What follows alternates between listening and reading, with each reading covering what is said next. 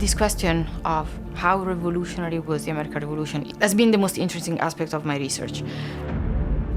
The aspect of the research that I found most compelling has been really retracing how Italian views of the American Revolution evolve between the years when the American Revolution is happening and after the outbreak of the French Revolution. Italians don't see the American Revolution as a revolution until the French Revolution happens. Not, at least, in the way we understand the term revolution today. The most interesting story here is the remaking of the concept of revolution and really the birth of the idea of an age of revolution. Initially, the American Revolution doesn't play very much of a role. Italians are not particularly shocked by what's happening in the American colonies. They perceive it very much as a British issue, as a civil war, and something that is not that novel. So they don't perceive it as something that is radically unprecedented. They don't perceive it as a watershed moment. Largely, Italians perceive what's happening in the American colonies as an expression of theories of resistance, of the legitimacy of resistance that have been circulating in Europe for centuries at this point. And I think that's interesting in and of itself. As the American Revolution happens, Italians think about it as a revolution in the old sense of the term. Because what happens in the 1790s, in the last decade of the 18th century, is that the word revolution itself changes meaning. If you go through dictionaries, in English, in French, in Italian, before this moment, before the last decade of the 18th century, just revolution meant something different than what we mean today. Revolution had two meanings mainly. One was going back to an origin, or in an astronomical sense, the revolution of the Earth around the sun. The second meaning was that of like a sudden change, vicissitude, something that happened, not necessarily a political event and certainly not a political project. One of my sources is this woman from Venice. She's a journalist, and I've found an article where she talks about revolution, referring to like some marital problems that she's having. She's been fighting with her husband, and she talks about that as a revolution.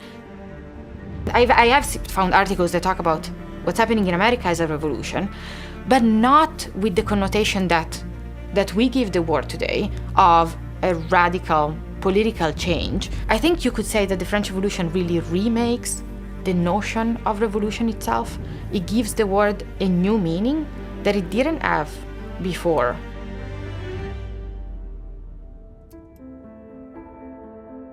In this context, republicanism, there is a pre-modern tradition of republicanism that doesn't link strictly to anti-monarchical forms of government. Republic means the public thing, and in Aristotelian, and Cicero also talks about the res publica as something that could be a government of the one, a government of the few, a government of the many. John Adams, as late as 1789, talks about the British monarchy as a monarchical republic. Thomas Jefferson, in I think 1788, talks about the King of Poland as the head of a monarchical republic.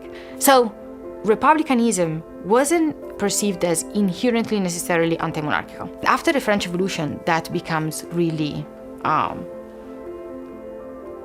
unthinkable. Just like revolution, the word revolution, I think republicanism, the nature of republicanism changes pretty dramatically.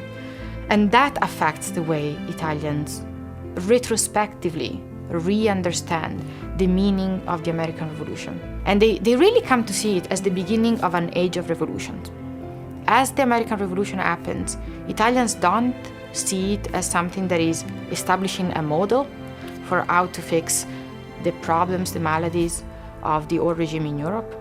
And like during the 1790s, as they look back, especially as supporters of the French Revolution in the Italian state, especially those Italians, start looking back, they start seeing the American Revolution as the mother of the French Revolution, as the beginning of this liberation of humanity from the oppressive structures of the regime, European monarchies, the church.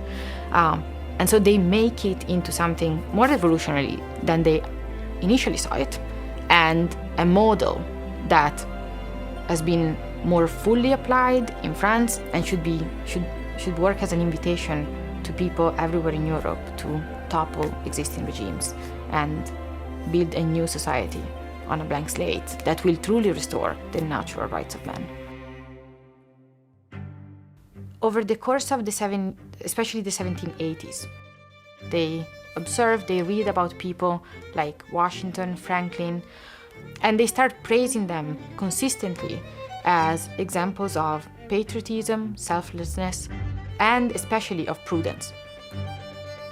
They recognize that in the American system of government, there's actually a lot that is in continuity, even though there isn't a crown, a lot that is in continuity with the British tradition of mixed government, that is learning from the best of that constitutional tradition. And so you have in Italy people who recognize that continuity and praise Americans for their prudence and for not claiming, not trying to do something radically new. There's a strong sense in the framers of the Constitution that human nature is messy, is complicated. It's this complicated, messy mix of good and evil impulses of being made in the image of God.